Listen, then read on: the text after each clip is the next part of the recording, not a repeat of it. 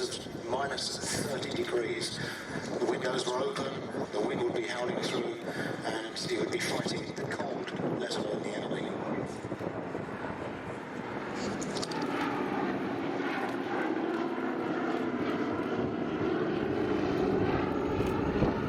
And the crews aboard B-17s, as we see here, but also the other bomber type used by the 8th Air Force, the consolidated B-24 Liberator, didn't have a lot of personal protective equipment about their person, did they? The armour plating was fairly lacking, and this all before you consider enemy fighters and flak. Yes, in fact, as the air war developed over Germany in particular, the effect of flak became more. The first attack was conducted by the 8th Army Air Force from Grafton Underwood up near Kettering, and the leader of that flight was actually Paul Tibbets, a name that would be familiar to you because he went on to pilot the Enola Gay, which at the end of the war dropped the atomic bomb on Japan.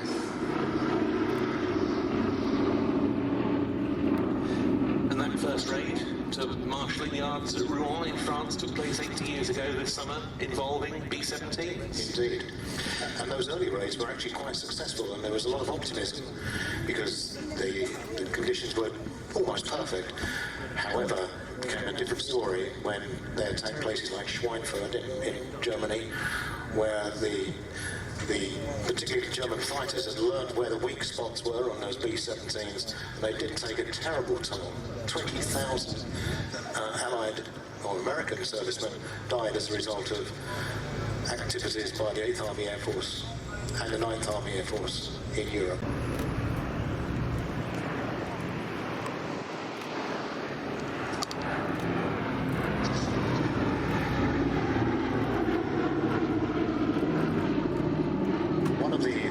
Aspects of the daylight bombing raids, of course, was that they were aiming for precision bombing. They're training largely in the clear blue skies of California. They would use the Norden bomb site and get really good results. However, in Europe, we've seen what conditions can be like. You know, the weather conditions are nothing like California, and also getting attacked by the artillery, the flak and the German fighters certainly reduced the success of those raids.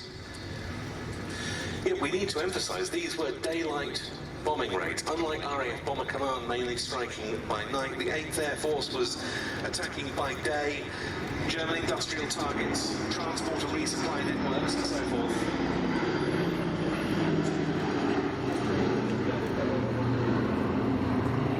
And even when long-range escort fighters, first the P-47 Thunderbolt and later the P-51 Mustang came along, obviously a higher degree of protection was afforded, but the losses were still grievous. They certainly were.